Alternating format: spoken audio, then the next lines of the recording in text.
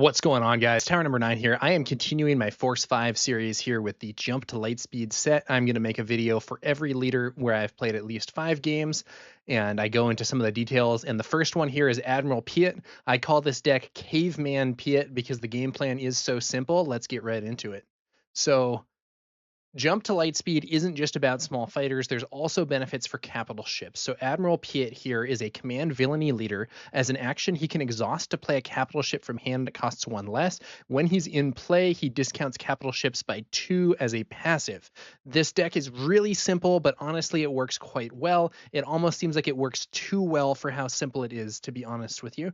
But yeah. The name of the game is simple: ramp, ramp, ramp. We got resupply, we got super laser technician, we have the resupply carrier as well. What you're going to do is use these ramp elements in conjunction with Admiral Piett's own ability to get really powerful units out early. So once you've ramped, unleash the fleet. We got Avenger. We have 3 Avengers, we have 3 Devastators, we have 2 Annihilators. All of these cards are basically win conditions on their own. They can take over the game. A lot of decks have huge trouble dealing with them. They all also damage the opponent's board when you play them. So getting to these is crucial to the game plan and can really be, devastating. So this is the build. And so as you can see here, we have some, we have some early game stuff. We got Dr. Pershing, Onyx Squadron Brute, Pike Sentinel. Then we have the ramp components. The only other 3-cost unit we're playing is the Client, who is there to give you some healing in more aggro matchups, buy you some time. We have Perilous Position also.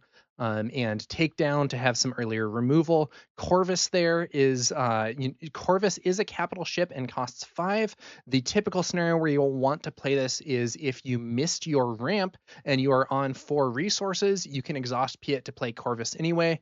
We also have No Glory Only Results, which is a good card both as a removal piece and especially when dealing with units that have strong when defeated effects.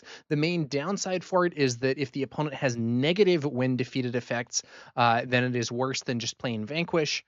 But a lot of the time we see cards like Ruthless Raider, K2SO, where No Glory Only Results not only clears their unit, but it means the when defeated effect helps you instead of them.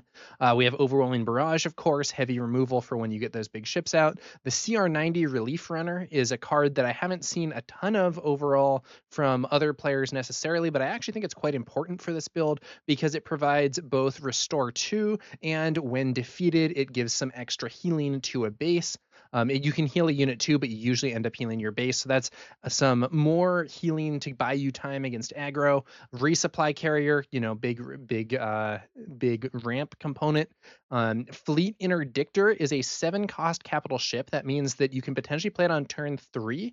So the line of play there is turn 1, you do whatever. Turn 2, you ramp. Turn 3, you now have 5 resources. You deploy Piett.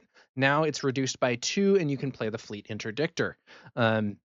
We also have Super Laser Blast for a reset, and then Avenger, Devastator, Annihilator. Those are your win condition ships. They're going to take over the game, hopefully.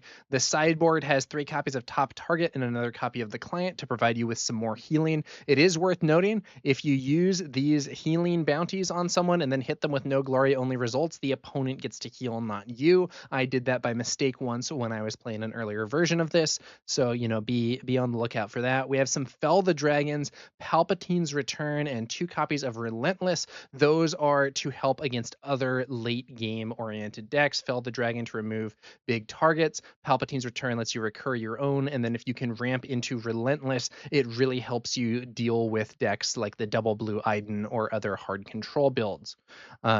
So that's the build here. And yeah, so buying time for the big guns with healing can be important when you are against a more aggressive deck. The Onyx Squadron Brute, honestly, this card isn't that great.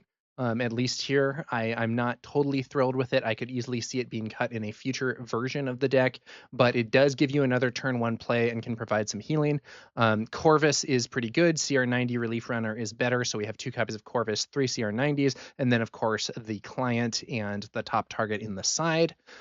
So sometimes you do need to get that extra time if you're against an opponent with an aggressive start, and these cards can really help you do that. The weakness of this, the biggest weakness, is ground-based aggro decks. So this deck has some tools against aggro, but it's not always enough. Space-based aggro is easier to answer given that you're biased towards space. The Fleet Interdictor is really helpful there. Like I mentioned earlier, you can potentially play it on turn 3. If you do that line of play where you ramp turn 2 and then turn 3 deploy Piett and then play Fleet Interdictor at -2 cost. But ground-based aggro can be a much bigger problem. I don't think this is well equipped to deal with Sabine in particular. It can sometimes win, like, sometimes, I don't know, let's say you manage to get your ship out, you slow them down a bit with Pike Sentinel or whatever, and then you manage to get Overwhelming Barrage to go off. But overall, it's a pretty bad matchup. It's possible you could maybe bolster this by including more healing stuff, or more cards. One card that might be helpful in this sort of scenario would be that new ATRT, the one that's a 4-cost 3/5 Sentinel that would also help fill in on those matches where you can't really ramp. But I'm not sure it would be enough. I think this strategy is very, very greedy, and I think it's very vulnerable to ground aggression, where getting those early ships out is not necessarily going to be able to hold them back. So that's the overall build. It's called Caveman Piett because the concept is just you're just slamming down slamming down powerful cards without much thought or strategy. Well, this is Caveman Piett. It is kind of a big numbers deck, and that being said, I think it's actually been quite effective. It does have a glaring weakness with the ground aggro, also not so great against Palpatine in my experience. But overall, I think this sort of thing is it's a simple deck to play, and it can be surprisingly powerful.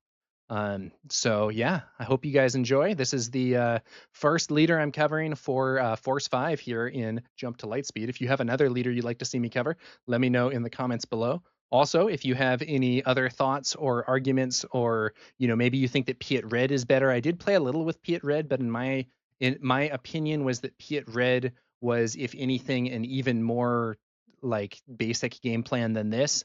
And it didn't seem as powerful. It seemed more vulnerable. I could be wrong. Maybe there's something really cool coming out of Piett Red, but that's where we're at. That's where we're at with this one, at least. And yeah, I'd be curious to hear your thoughts, and we'll be back later with some more Star Wars Unlimited content. I will catch you guys later.